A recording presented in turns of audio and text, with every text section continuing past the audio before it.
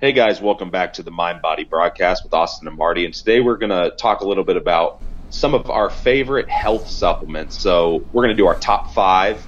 And before we start, our little disclaimer here is we wanted to mention that you're absolutely not limited to these supplements. There are quite a few others that we could probably talk about. And with that being said, you also don't necessarily need to take all the ones that we're going to mention on the list either. So, evaluate your needs and kind of plug things in where you see fit. And if there's something that you guys would like us to talk about health supplement wise that we missed, please feel free to mention it. Yeah, just especially in, we'll say, today's world where you're getting thrown everything out there. Like, remember we'll call them the Dr. Oz supplements a while ago there with the raspberry ketones and the green coffee bean extract. Is like, it was bad enough, I'll say, in the late 90s and the early 2000s, wading through, we'll call them the bodybuilding supplements or the muscle gain fat loss supplements, wading through those. But now, with the surgence of you need to take this for your health or else you're doing your body a disservice, like it's more prominent than ever. So yeah, we kind of talked about a week or two ago here and said we're gonna pick our top five ones that we not like, and I'm already gonna correct myself there and saying top five, just five supplements that we believe in, we've seen positive health benefits from, either from biofeedback, from lab work, anything like that. And we just kind of picked our five from now. But yeah, to echo Austin yet again, this is not limited to just these supplements. And we probably will do a follow-up one if we get enough positive feedback and positive reviews on this. But yeah, just navigating the health supplement world is not the easiest. And so that's what we're going to try to do for you guys and girls. Yes, sir.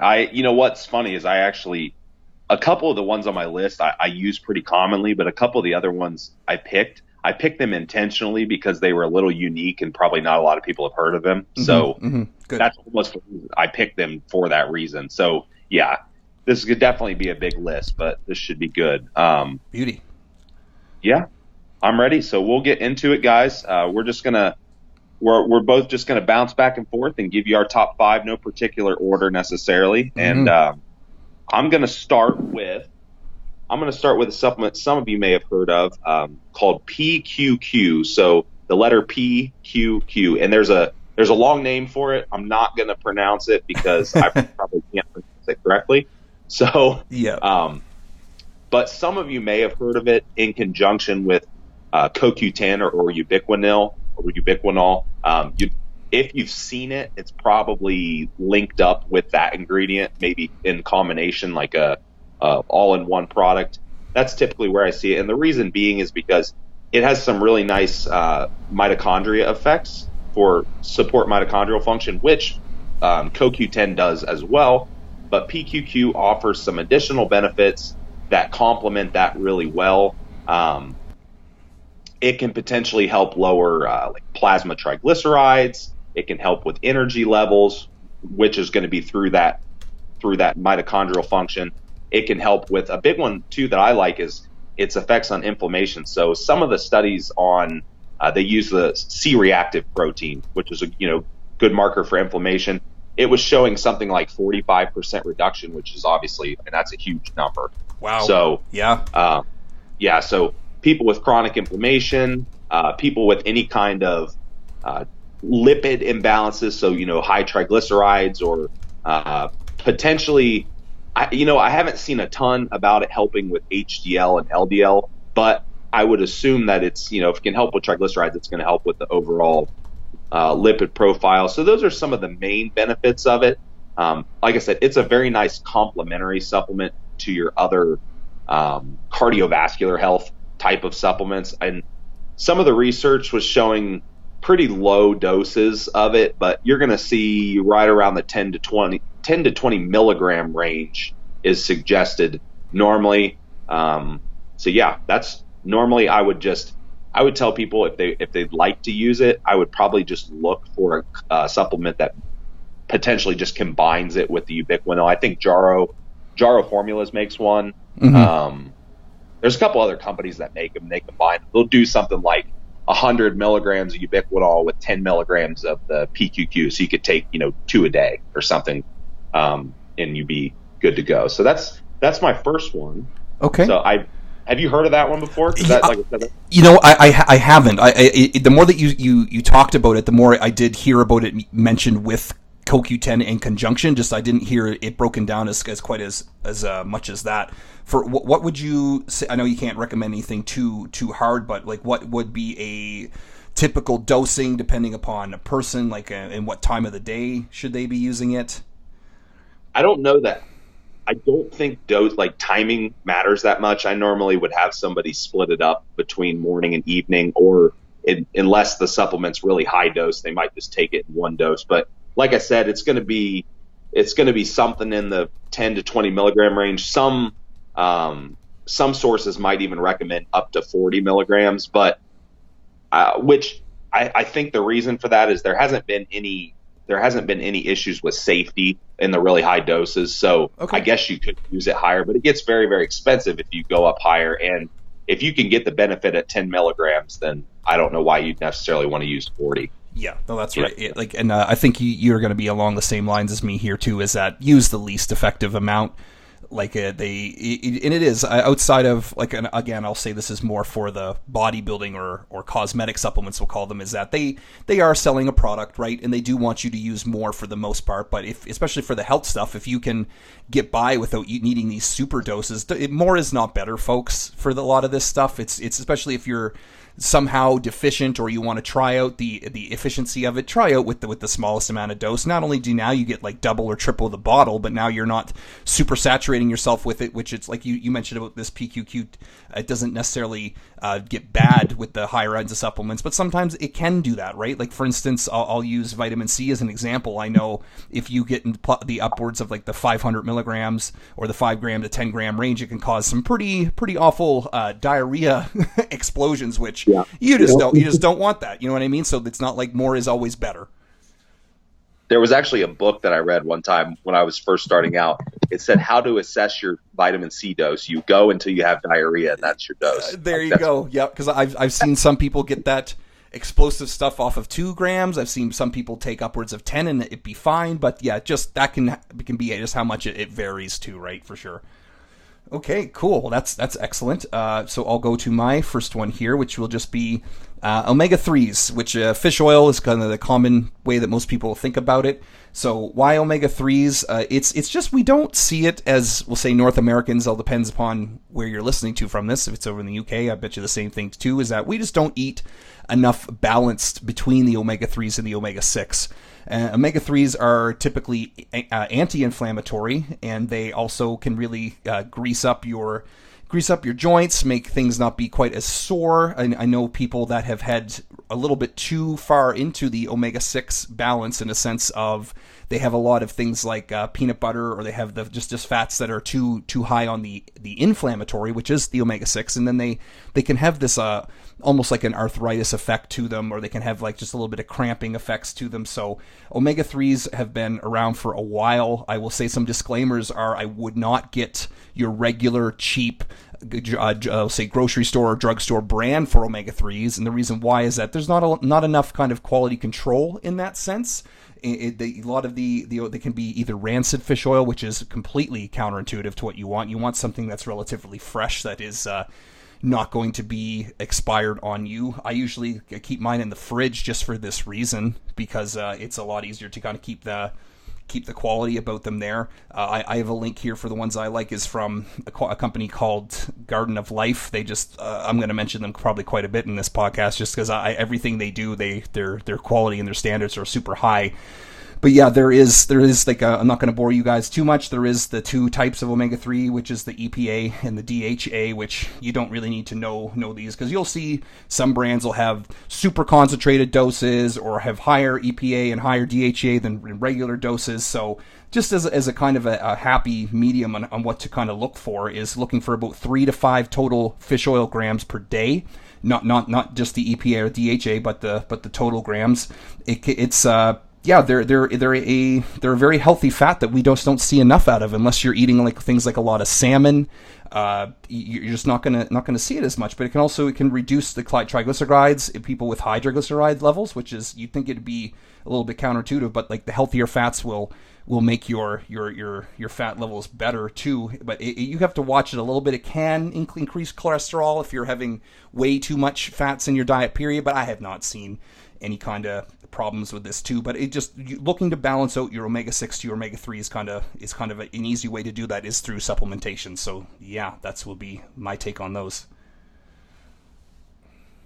Yeah, I'm glad you mentioned the sourcing of that. That's probably the only thing. Yeah, I mean, that's really the only thing I like to mention to people is just the fact that you want to buy a quality source and make sure that it's not oxidized. So that's the biggest thing. Another real easy way to look at it too is you can almost just look at the bottles. If you have a really light colored, clear-ish bottle that's sitting in a shelf under light for a long time, I mean, that alone is enough to oxidize fish oil. So I think at one point I posted something it's like how to choose your fish oil or how to choose your omega-3 supplements. So yeah, that stuff's important. Definitely don't skimp out. Get a quality brand. Exactly. Perfect. Okay. Next one that I had was citrus bergamot, which I think a lot of people have probably heard of at this point. It kind of came onto the scene within the last couple years, I'd say. The brand I use is also usually Jarrow, or there's a couple other companies that combined it in their health products, so you can find it there. But this is probably the best supplement I've seen to raise HDL. It's probably one of the only things that I've seen that actually I could have somebody take it, have blood work done, and notice a pretty notable increase in HDL levels outside of just, because sometimes you take something and your HDL goes up by like a point, which isn't really going to do anything. Right. That's not really substantial.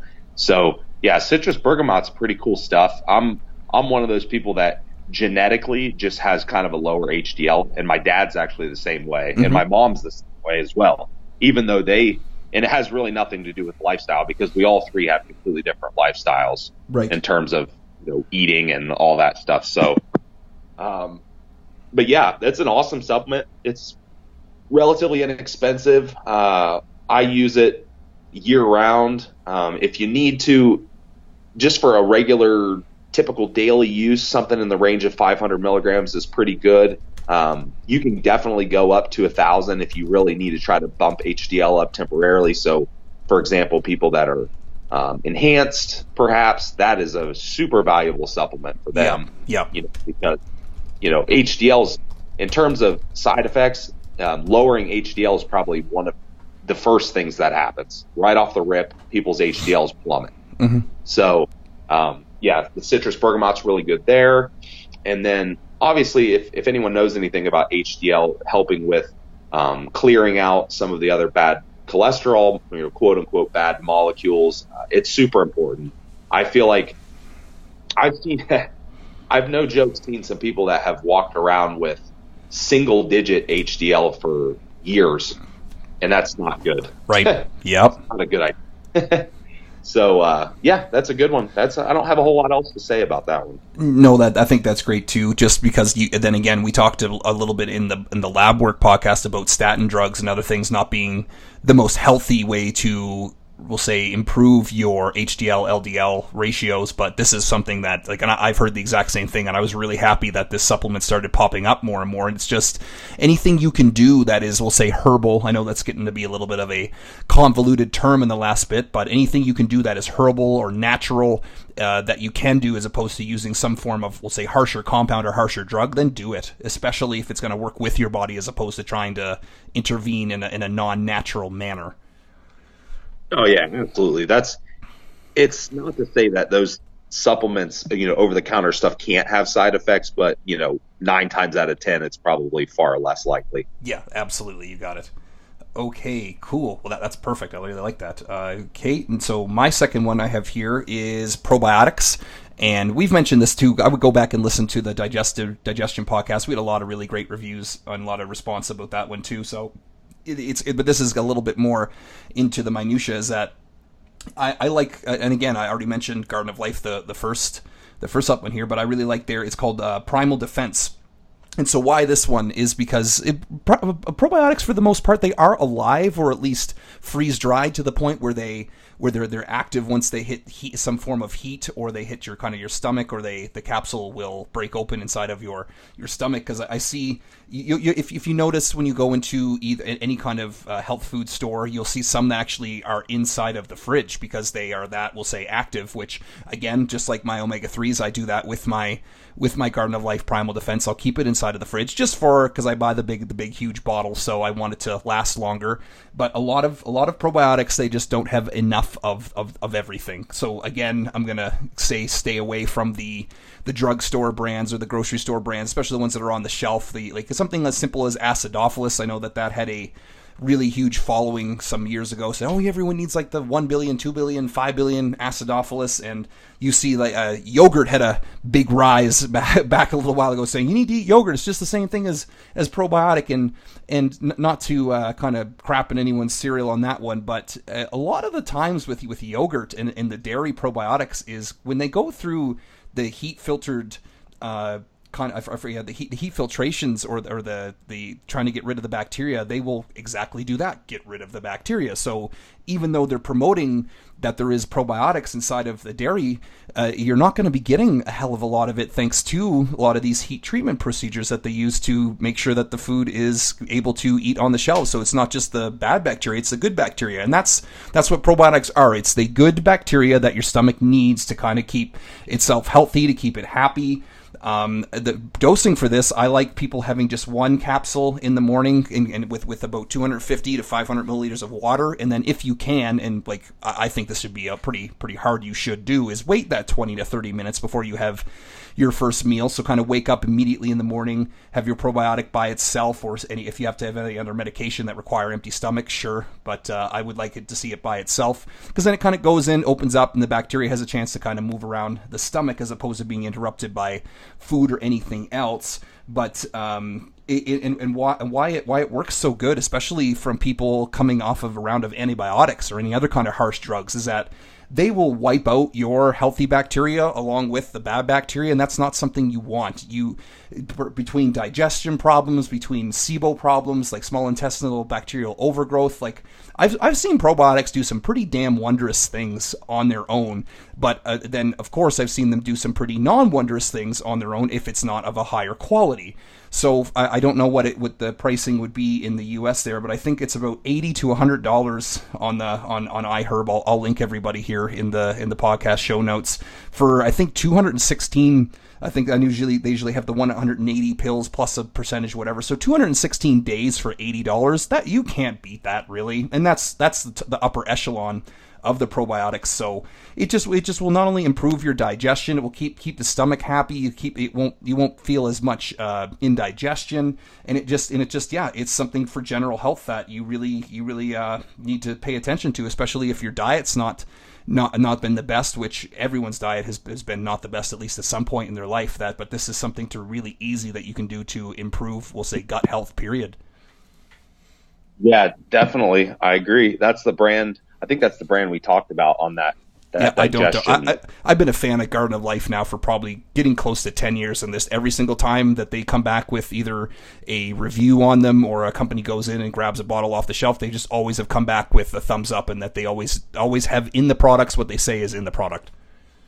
Yeah, that's pretty cool. It's definitely what triggered it for me is that one of my clients was taking, truthfully, I don't even remember the brand. Yep. But they took a couple brands that were in the 25 to 50 billion CFU range, and then they just didn't really notice much. And then I told them, I was like, hey, try this out.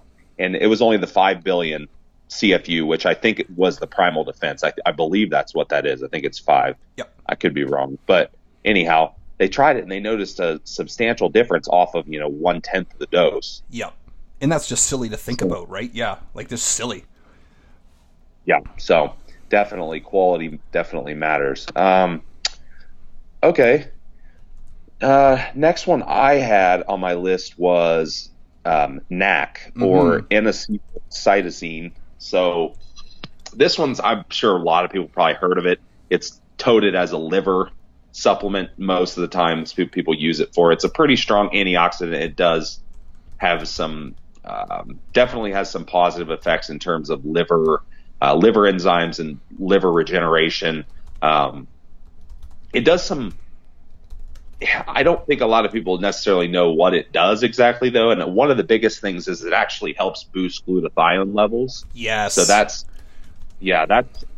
what you're getting a lot of the benefit from, is from the glutathione itself, which, if anyone knows what glutathione is, it's kind of what some people call it, like a master antioxidant. Mm-hmm. It's one of the main antioxidants that your body needs. We don't get it readily from a lot of things. So it's the N-acetylcytosine is a great way to get it. Now, I get asked this all the time, so I'll go ahead and cover it. So you can get oral glutathione. Mm-hmm. It does not work very well. It's not very bioavailable. And interestingly enough, the injectable glutathione was it was on a kick for a while, and I know some people still use it, but I actually talked to my doctor, and he sent me some studies, and then I started reading some stuff. A lot of this literature was showing that the oral NAC actually raises glutathione levels more than injectable glutathione, which is super interesting. Yep. Wow, that's awesome. So, yeah, so that's just a kind of a tidbit, and it's cheaper too. I mean, it's not a very expensive supplement. It's easy to use. You'll see it in a lot of the other quote unquote health products. You'll find it. Dosages. You're looking at anywhere. Normally, you see capsules are around 600 milligrams. Seems to be a pretty common dose, but you can use it higher. Like if somebody really needs to protect their liver, or they're having some problems with their liver, or they have enzymes that are really high, or anything, in that regard, you could go higher. You can go 1200, 1800, even had people do 2400 briefly, for short periods to get them back down. So yeah, pretty cool supplement, has a lot of benefits towards oxidative stress and liver health. Pretty cheap to use. So that is NAC. I was looking. I remember one of the coaches I respect was recommending it, and he paired it with something else. Do you remember? Because I think it was with something to do with liver health. Off the top of my head, I can't remember. Is it ringing any bells for you? If you pair NAC with something else, it's like. Were they saying like Tudka or something like that? No, it wasn't Tudka. It was something else natural. You know what? I'll have to look into it more. But like I have been recommended not only that supplement before, but I'm glad you mentioned about the glutathione, because not only is oral glutathione, like you said, ineffective at raising glutathione levels just due to the bioavailability, but it's frigging pricey.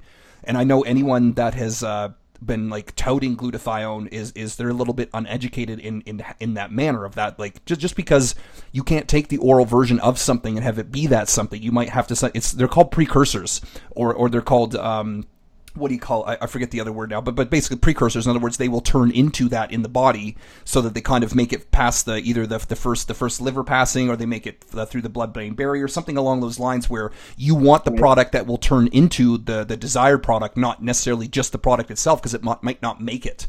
Right, so I'm really happy you said that, and I've seen the same dosing too on that one, about that 1200 range. You can get away with that 600, but I'll ask you then this too, is that if someone is running something like either an antibiotic, or they're running like an oral compound or something, is there any negative interaction with using NAC with this stuff, or is it just still going to be fine and still scrub up the liver and keep everything happy and not interfere?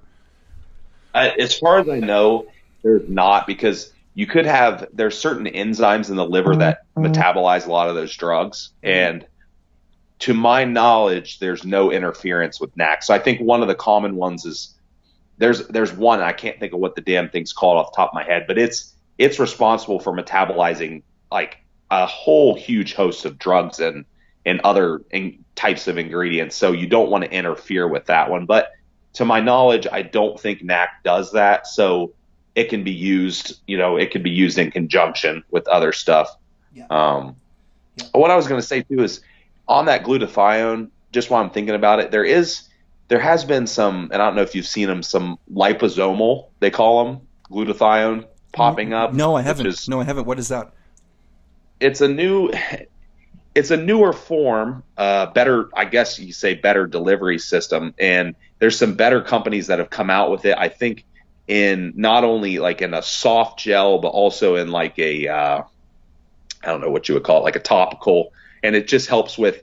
It's just a better delivery system. Kind of think of. I use the example of like curcumin. The delivery system, Matt, is that's everything. Right. For Absolutely. This helps with less degradation in the GI tract, so it'll actually work and absorb better. So I'm not completely discounting the glutathione. It's just that even though this liposomal works really well, the NAC is so damn cheap. Yeah. It's like it's almost a no-brainer for me. Yeah. No, and that's it. Like because even as we're talking here, like the cost of some supplements, not only that, but like the monthly cost, and then you add up. Just you see some people using however many a month. Like it just can. The average person, not only can they not afford that stuff, but like if there's ways around to make it more affordable for you to not only get the same efficacy, if not better, then frig, do it, right? For sure. I agree. Yeah. Okay. Yes, sir. No, that's perfect. That's perfect. Okay, moving right along, I'll go into my third one then, which I have is magnesium citrate / chelate / glycinate. And the reason why I said all three of those again, I'll mention them one more time, citrate, chelate, or glycinate, is because the form of vitamins do matter. Now, I could go off on this for for quite a bit there, but I won't. But like we've already kind of been alluding to that the entire podcast, is that not only we didn't say this yet, but brand does matter in terms of like they're like I keep mentioning the grocery / drugstore house brands. They're not always going to be ideal, which sadly they're probably the most widespread, but it does matter, and so does the form. For instance, I know that in most bottles, when I would just go in for we'll say shits and giggles on my Saturday afternoons when I'm buying groceries, and I'll go look at some of the supplements. I think I actually did this 2 weeks ago. Supplements in the grocery stores, and I'll just flip around to the back. I did this with my girlfriend. We looked at magnesium, and it was magnesium oxide. And now, I don't know if you've personally had any experience with magnesium oxide, but I have. And you want to talk about explosive instant diarrhea?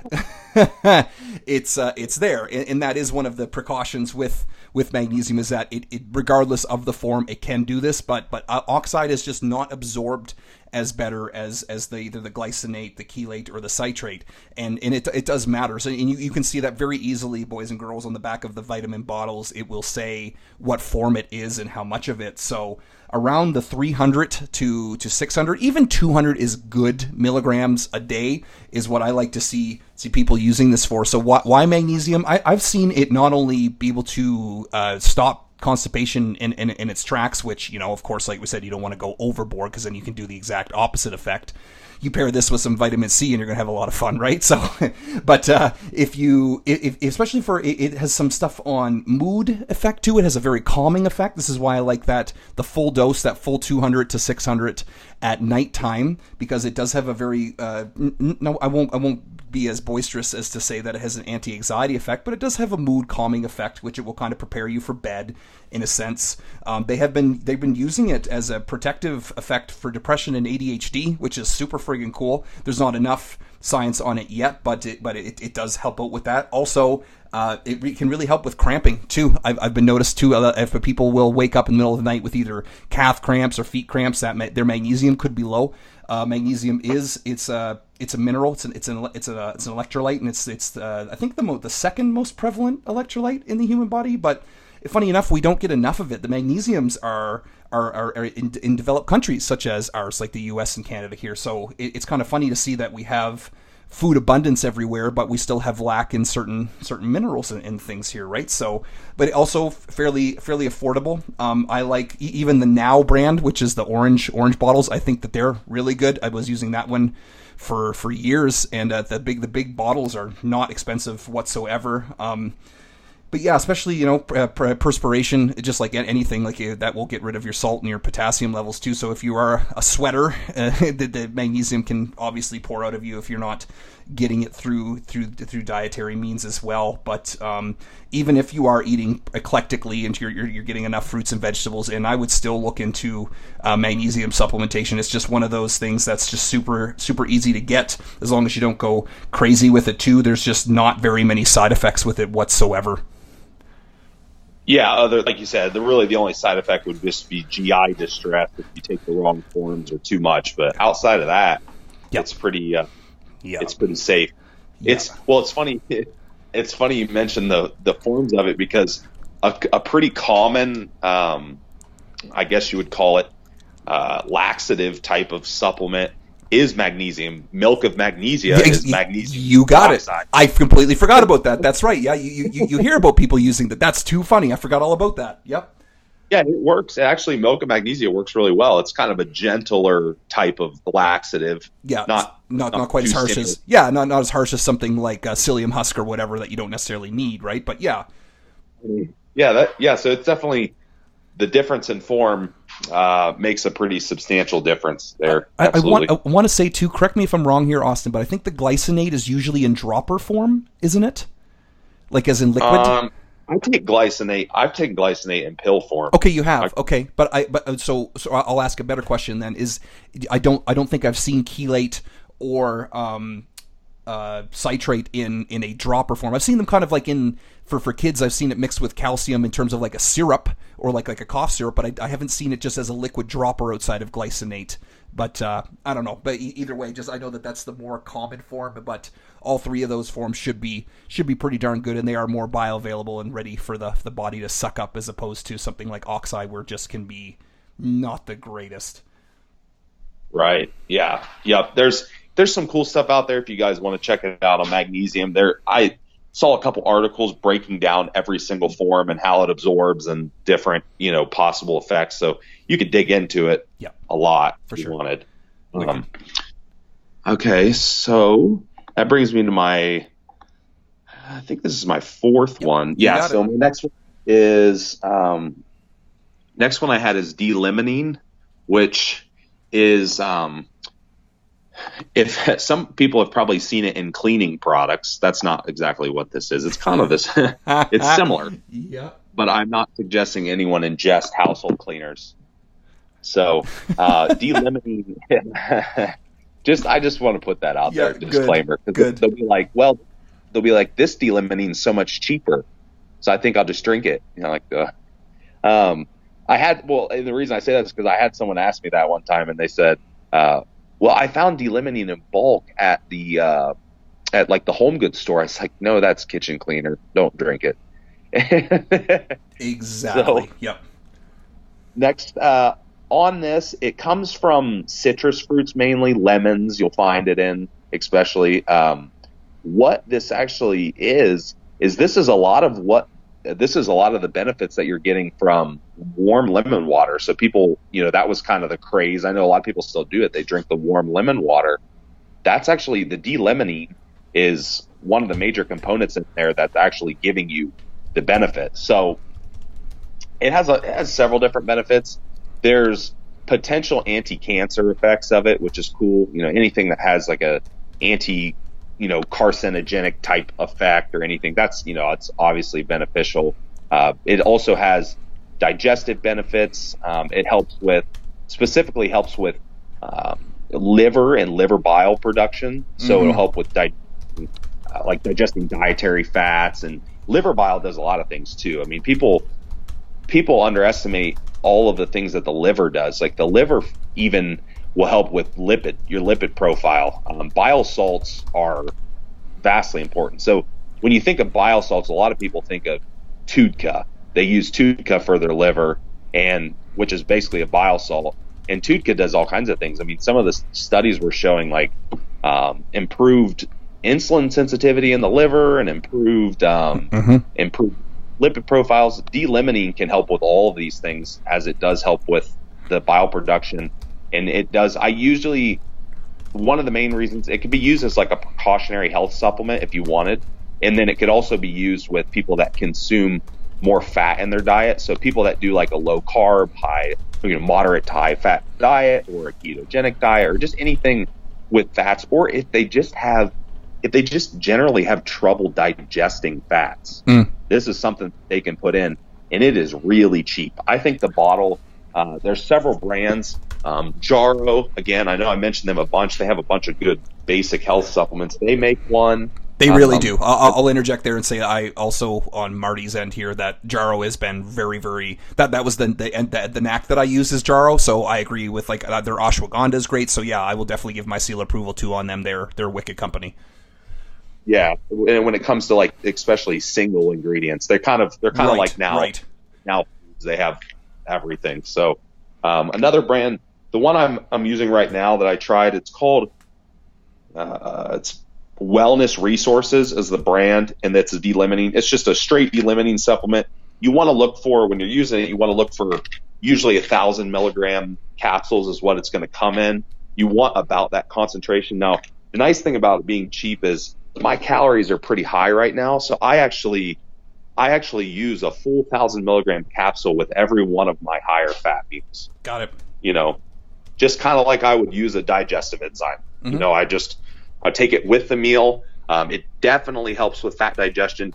And generally what people notice is they just feel better after eating the fat meal, not as sluggish and weighed down as, you know, because the fat digests slowly. So they'll use it for that.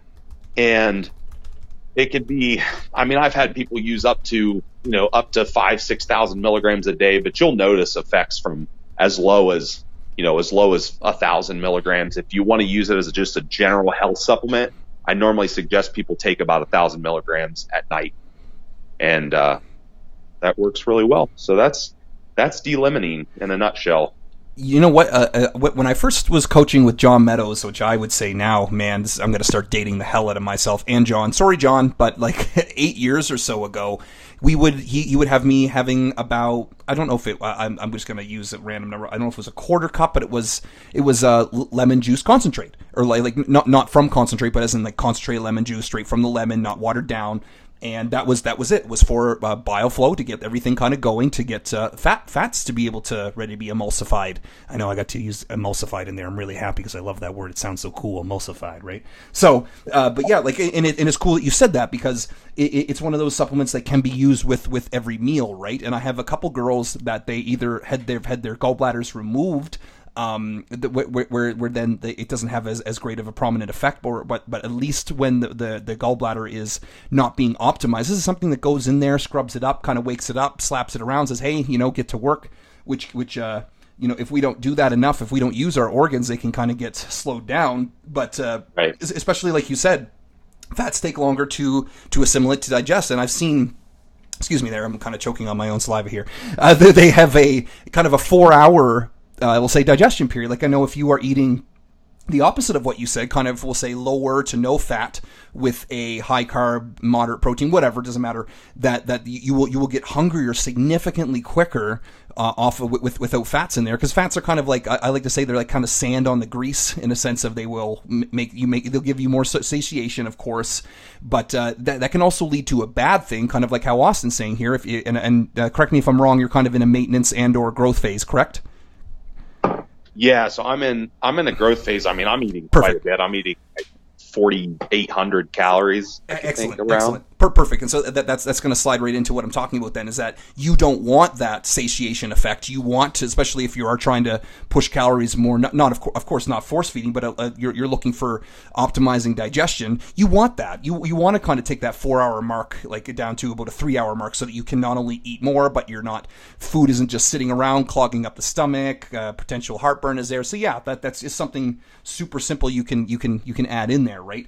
Which that's going to take me completely and entirely into my next supplement, which is digestive enzymes. So, and I like that you said, you mentioned that, like, it's kind of a, we'll say, a fat digestion. It's not directly a fat enzyme, of course, but however, it can speed things along, in the sense of, this is something that you could use all the time, because it's adding to the diet and adding to the digestive tract, and not taking something away, which is digestive enzymes. And so this is still on my list, because I really like them for either people that have an extremely sluggish digestive tract. It just flat out, everything we've tried beefing up with either probiotics or exactly D-limonase or anything like that, and they still have a very sluggish digestive tract, heartburn is there, then of course digestive enzymes can kind of come in and help you out. So I picked digestive enzymes on my top 5 for today, at least, in conjunction with the probiotic, because they're not the same damn thing. And I don't know if you've had a lot of this or not, but I've had a lot of people use them interchangeably in the general population, just because they think that they're okay, gut health, I take a probiotic. Well, no, that's not a digestive enzyme. So it's not the same thing. Digestive enzyme is something, or your enzyme inside your stomach is just not only how much your body produces of that enzyme to break down certain foods, such as when you're breaking down specific strands of, we'll say, steak or carbohydrate or rice or anything like that, your body's own natural predisposition to that will be there. Enzymes are kind of something that's like use it or lose it, which is how this is different from the supplement that Austin was just talking about, is that if you supplement with enough digestive enzymes, it will make your guts lazy. And what I mean by that is that your stomach will stop producing as much enzyme because it's going, oh, okay, cool, I've got this coming in from a capsule, I've got it coming in from external sources, so I don't need to work as hard to produce these certain supplements. And so one of the classic ones is of course dairy. I think it's something upwards of 90 or 95% of most people don't digest dairy optimally past, I think, like the natal phase when we're done with, we'll say, breast milk and stuff like that. We just don't like lipase is we just don't see it as much. So you can use dairy enzymes if you're using dairy, and that's kind of okay in a sense, especially if you're really kind of jonesing for dairy and you notice that every time you have Greek yogurt or milk or whatever else, and you just get really farty, we'll say, or bloated, gassy, whatever, is that's something to do towards that. But so why am I saying that digestive enzymes are so good when it kind of makes me look like I'm saying that they're bad? Is that when we start getting into the deeper ends of, we'll say, fat loss, especially contest prep, the body is starting to get lazy. It's going to start allocating resources towards what it needs to, and other things can kind of fall off.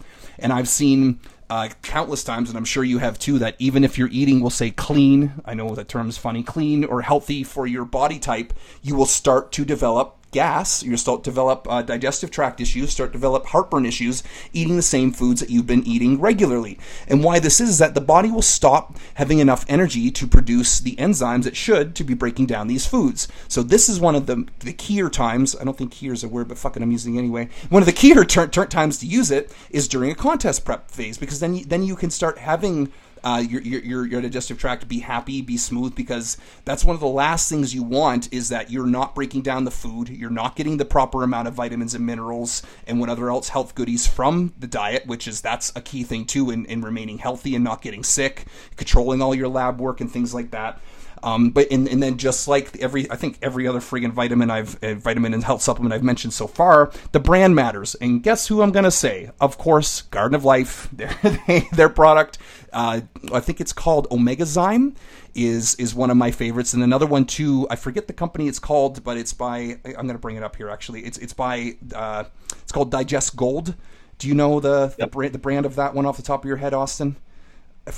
Enzymatica, isn't it? Yep. Perfect. Yep. So, and I remember it was so great too when I was talking to Dr. Scott Stevenson. Hi, Dr. Scott. And I said that I like the Garden of Life when he said the other one I like is Enzymatica. I was like, thank God, because those are the two heavy hitters I've seen that work all the time, every time I've seen it. And when to go off on that again, just like probiotics, I have seen people grab a lesser or inferior version of digestive enzymes that aren't either as eclectic in terms of they don't have a widespread totality for different enzymes, or either that or they're poorly made, or they're not high quality, that I've seen either nothing happen or potentially even more digestive problems because they're not giving the right enzymes for that meal. So and I had this happen just over the summer here with some of my girls. Them use a lower quality. I said, you didn't get Enzymatica, or you didn't get Garden of Life, did they? Said no, and they cheaped out a bit, and it's not that big of a cost difference. I know that Enzymatica, I think they have something like a $240, a big huge bottle, and yeah, it can look intimidating on the price, but again, it's one of those things of why waste your money on something that isn't working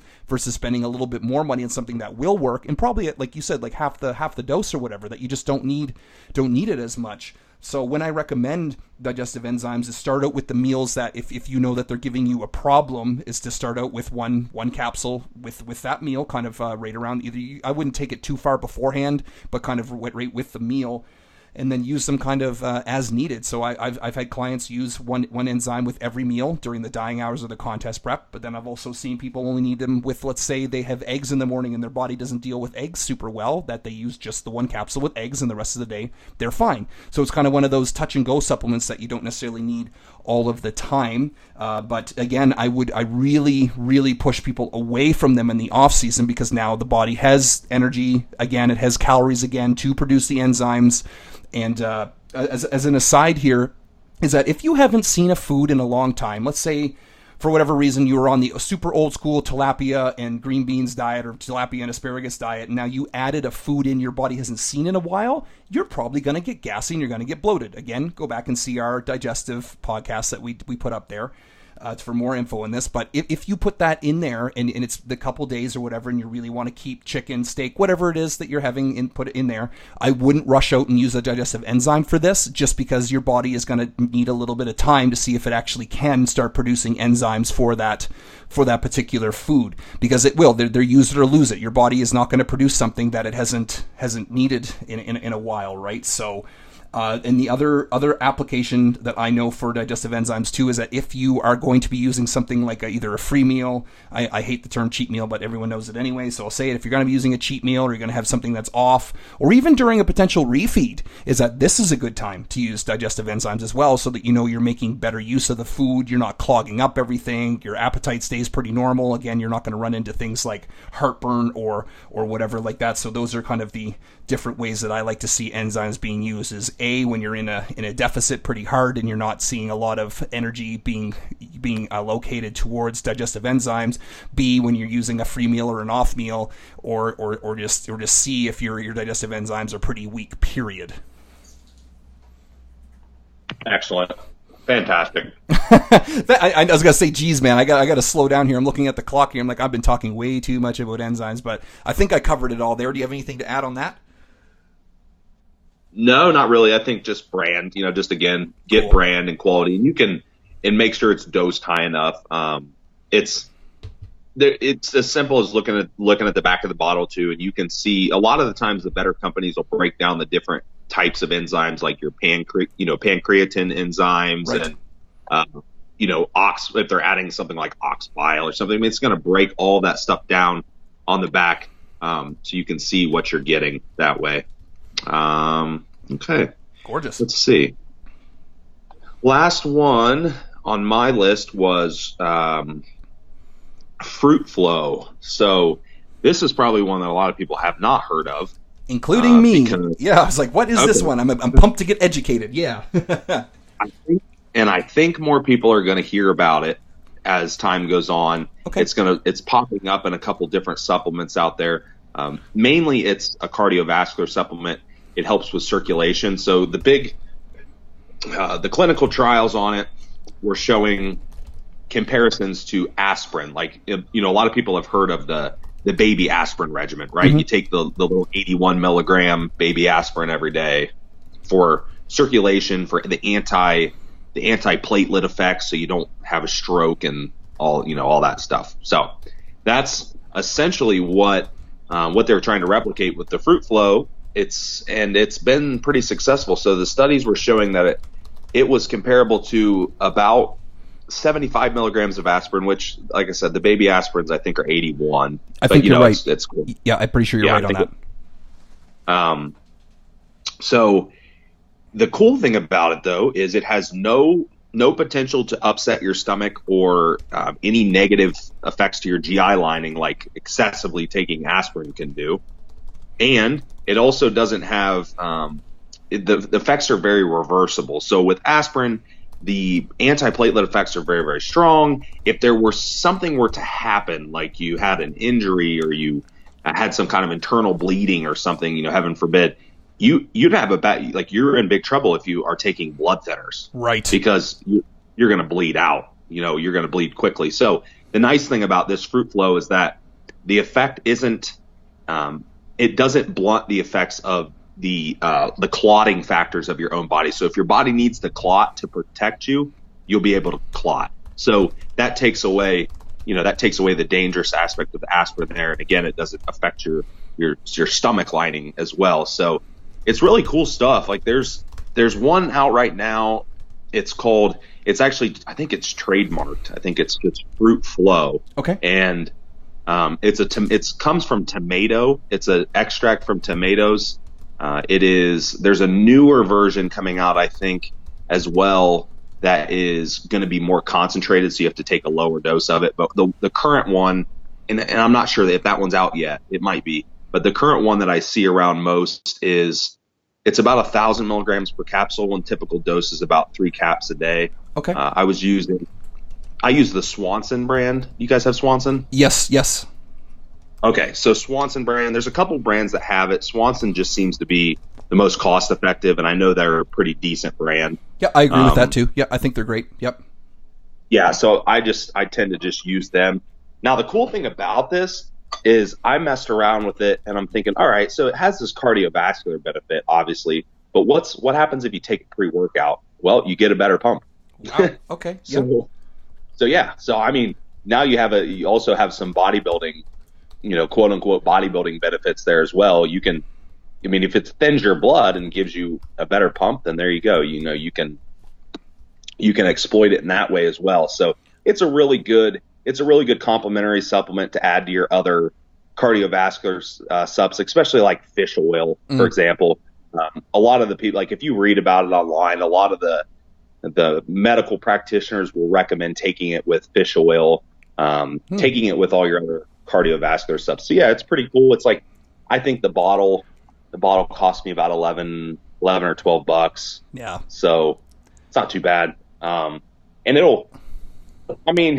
something like this is more of a preventative thing. It's one of those things that could potentially stop you from having a heart attack or stroke, which to me, it's nice peace of mind. Yeah. To take, so. Yeah. No, I agree, especially with how much convolution there is with those kind of supplements, like in terms of, oh, you need this, you need this, you need this. Well, no, here is one that has been shown to work that, that you said physicians are recommending. So it gives you that peace of mind as opposed to thinking you need to take 40 million different things or else your heart's going to explode, right? Right. No, I 100%. Okay, and for that too, sorry, Austin, you said they come in 1,000 milligrams per cap, and what was your recommendation as kind of a general usage? 3 caps. 3,000. And that's split up per day, or is that kind of all at once? Now, most of the research was just taking it all at once. I just always take it at once. I normally take it in the mornings. I just throw it in my supplements in the mornings and take it, and I'm good to go. It's the nice thing is too, it doesn't necessarily have to be taken with food, so it's not like it doesn't have any GI upset like taking a bunch of NSAIDs or aspirin would potentially have. No, that's super cool. I'm going to be telling my dad about this one. Hi, Dad, that because he's, I think, been using the baby aspirin for a while, and again, it's been beneficial to him just due to life conditions or whatever. But if there ever is a better alternative, then hey, man, of course, like we said, something more herbal, something more natural, then why the hell not, right? Oh, absolutely, yeah. I mean, and there's nothing wrong. It's like calculated risk sometimes. Aspirin, hey, you know what? Even though baby aspirin might have a couple side effects, if it saves your life, I'm not going to say don't take it, but if there's something better, why not? Well, especially like you said, if people are going to be doing, especially undergoing any kind of surgery, because it's funny you mentioned that I know of at least one, I bet you there's more if I were to think, that were undergoing surgery that were using the baby aspirin every day, and the clotting wasn't as good as it should be. So that's something to take into consideration as well, is that, like, in it is clotting, you need that. The body clots blood for a great reason, to be able to heal, but if you're going to constantly be bleeding, not that you're going to have a, not to scare anybody, say you're going to bleed out or anything like that, but it is something to take into consideration. If it's something that you do have a thinner blood than usual, then this is something to look into that's a little bit more ideal for certain things, right? Yeah, 100%. It's safe. Yeah. Safe and easy. Wicked. Okay, I'll go on to my number 5 then, which is vitamin K2, which is also in the MK7 I have here. Can you explain that to me right quick? What's the MK7? I know it's something you would know more than me. So there's different forms. There's different forms of vitamin K2, and that's typically the form that they recommend, most bioavailable. That's what it is, bioavailable. Because I've seen MK2 and I've seen MK7, so that I'm pretty sure that is exactly at the most bioavailable, or just the easily digested, absorbed. You might see like life extension products, for example. They use both forms. Yes. I'm pretty sure It's MK4 and MK7. That's right, MK4. That's right, yeah, because I keep seeing vitamin K2, and then I get that confused, so that's it. So it's vitamin K2, MK4, and MK7 are the most common, we'll say, varieties of it. Okay, cool, perfect, thank you. I knew that you would know. That's why I didn't even bother doing anything beforehand other than that, because I knew that Austin's ass would have it covered for me. So there we go, perfect. Thank you. Right. So why K2? It's one of the most difficult vitamins to obtain from food alone. I remember when I was looking into it originally years ago, I think it was like grass-fed butter was one of the main ways that you could get it, and I was like, well, geez, I don't know how many people I'm going to recommend throwing slabs of butter into their diet just to get some extra K2 out of it. So it is found in some dark green vegetables. It's found in some teas, I think, like matcha tea, and then some fermented soybeans, which, here we go, that's not exactly part of most people's diets, which, if it is, cool, maybe you are getting enough K2, but again, it's something I've seen come back with not that super high of a range, and something that is really easy to supplement with, because some of the more key things that it does, it's of course it is in animal products, but some people aren't exactly the biggest fan of animal products now. But it's associated with improved bone circumference and diameter, which, why the hell not, especially with growing cases of osteoporosis and kind of bone density being a factor as we get more into the, not even, we'll say, aging, but just getting into more of, we'll say, malnourished fast food society, right? So there's nothing out there that we can't prevent by using something along these lines. Again, it is a vitamin, right? One of the key things that I know I'm going to say that a hell of a lot is its ability to decalcify the arteries and the veins in the heart, especially for men. I know, especially if you're going to be enhanced, guys, this is something to look into for sure. I like in terms of you don't want your heart being having calcium along the lines of the arteries, so that the heart has to pump out more, where we get cardiac enlargement, heart enlargement, something to really be on top of here. It's also moderately decent with insulin sensitivity. They're trying to look into it more and more for cancer and anti-aging treatments. Like, I know it sounds like this kind of wonder vitamin, but it's something that's so easy to get that we just don't get enough of. And I will make a super special note that it is a fat soluble vitamin, so it is something that you do need to have a meal with fats in order to have it be assimilated and absorbed. Period. The easy way to remember that, boys and girls, is ADEK, is ADEK, are your fat soluble vitamins, and the rest are water soluble, so you don't need a fat with it, but it's something that definitely pay attention to, just because you don't want to be able to be taking your vitamin, we'll say, on either an empty stomach or with just a glass of water, and you're ended up losing out on a lot of pretty much all of the benefits, because it's just not absorbed with it, right?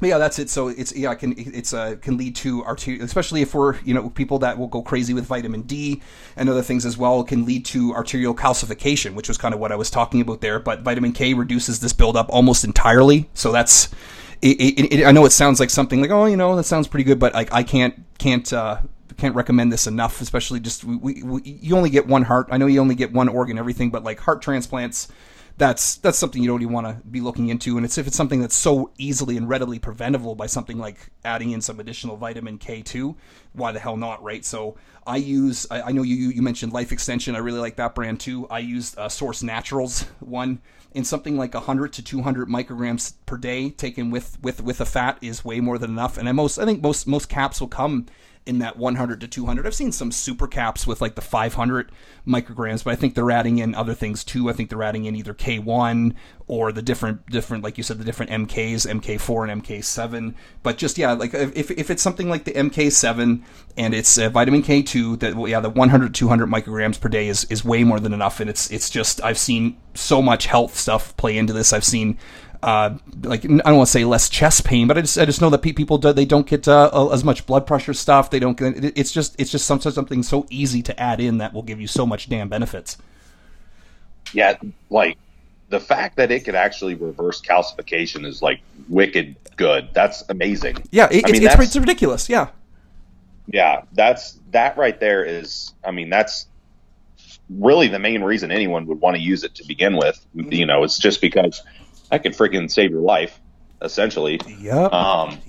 So the one that I was going to mention one too is the one that I've been using was the Life Extension has the K2 complex, which is the one that I mentioned earlier. But there's a cool one that I discovered, which just by chance, and it was Life Extension made it, but it was vitamin K2, so it has their same K2 blend, and then it has 5,000 IUs of vitamin D with it, which complements the K2 because of the bone, obviously the benefits of the bone. Yep. And then it also has 1,000 micrograms of iodine in there as well.